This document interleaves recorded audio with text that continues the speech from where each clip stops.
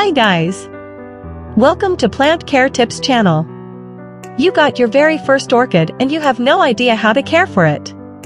Orchid care for beginners may be intimidating. Orchids are popularly known as fussy plants, and many people say they're difficult to care for. We often get asked, how do I care for orchids? The truth is, orchid care is not difficult, it is just different. Just like other plants, orchids only need a few simple conditions to thrive.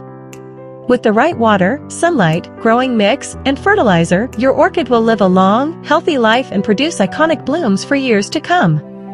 So let's get started with your very first orchid. Light. Orchids like sunlight, but it should be indirect. Opt for bright, indirect light such as that from a south or east-facing window. You can accomplish this by placing it near a window with a sheer curtain, which will protect your plant from sunburn. Without enough light, orchids may produce lush-looking growths, but no flowers.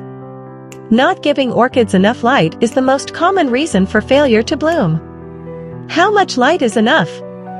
The answer to this seemingly simple question is as much as they will take without burning. This means that the foliage should not be a lush, dark green. Temperature. Orchids were born in the tropics, so they do best in temperatures between 65 and 80 degrees Fahrenheit.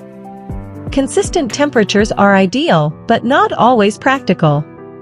Avoid temperatures below 55 degrees. Water. Your orchid's roots should be plump and bright green. If they've turned a gray or whitish color, they are ready for more water. Orchid roots naturally cycle from vibrant green after a fresh watering to silvery green or gray after the roots have delivered the water to the leaves and blooms. You should water your orchid if all the roots appear silvery green or gray.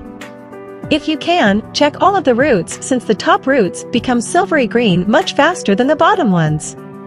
Keeping your orchid in a clear pot that you place inside a more decorative pot makes it easy to check your orchid's roots. Be sure to repot your orchid if the roots start poking through the drainage holes at the bottom of the pot. Otherwise, it can become root-bound and therefore unhealthy. Soil. Orchids do not grow in regular potting soil or potting mix. Instead, you can purchase or make your own orchid growing medium, which should be light and fast-draining. Common mixes include bark, sphagnum moss, perlite, and peat.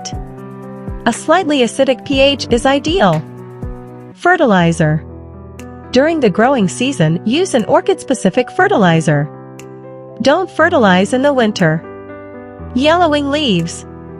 This change is never a good one. It can mean your orchid isn't getting enough water or light. It can also indicate root rot from getting too much water. Bloom loss. When your orchid starts losing its flowers, don't fret and don't throw it out.